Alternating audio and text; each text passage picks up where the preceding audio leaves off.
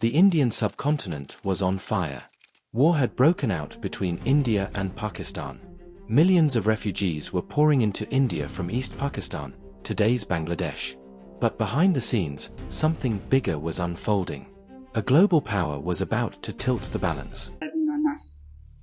And no matter what happens there, I think we're in for very great difficulty. We already have over 1 million refugees who've crossed the border.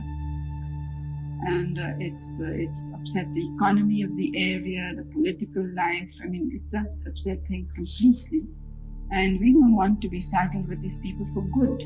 It's all right, we are willing to help out to keep them while their lives and their homes are in danger. But we think they should go back after it's all over. In early 1971, the political crisis in East Pakistan turned into a full-blown genocide. Pakistan's military cracked down brutally, forcing nearly 10 million people to flee to India. Prime Minister Indira Gandhi knew India had to act.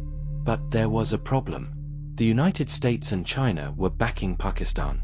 Any Indian military intervention risked triggering a wider war. That's when India made a bold diplomatic move. In August 1971, India and the Soviet Union signed a historic treaty of peace, friendship, and cooperation. But this was more than just a friendly handshake. It was a strategic alliance.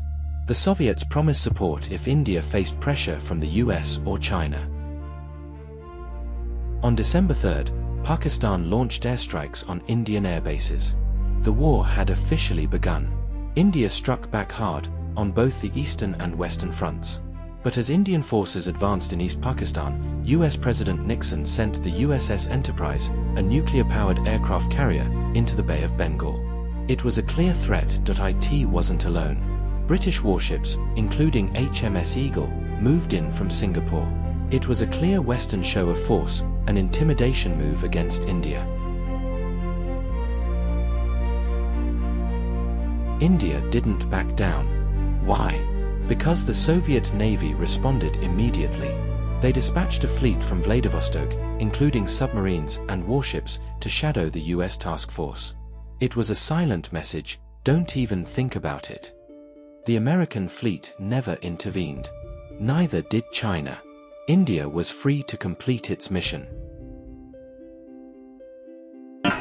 At 4 p.m. on the 16th of December 1971, Lieutenant General A.A.K. Niazi signed the instrument of surrender and placed himself and his troops under the command of Lieutenant General J.S. Arora, GOC in C, Eastern Command, who also held command of the Bangladesh forces.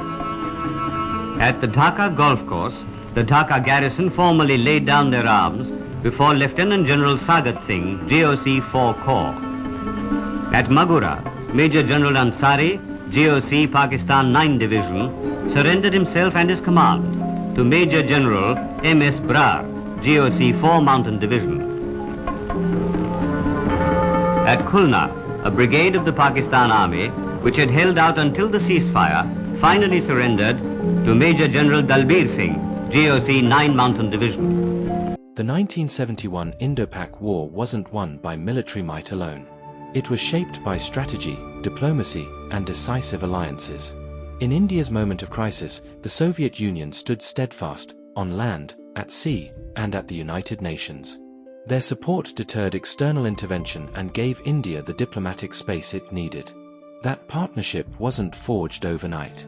Indo-Soviet relations had been growing since the early 1950s, marked by key agreements in defense, energy, and industrial cooperation. By 1971, it had matured into a formal treaty of peace, friendship, and cooperation, signed just months before the war. That alliance changed the course of history, and it still matters today. Because even now, when terror attacks like the one in Pahalgam shake the nation's conscience, India needs trusted partners, not just in peace, but in moments of peril. Built on mutual respect and strategic trust, the Indo-Russian relationship continues to be a cornerstone of India's foreign policy.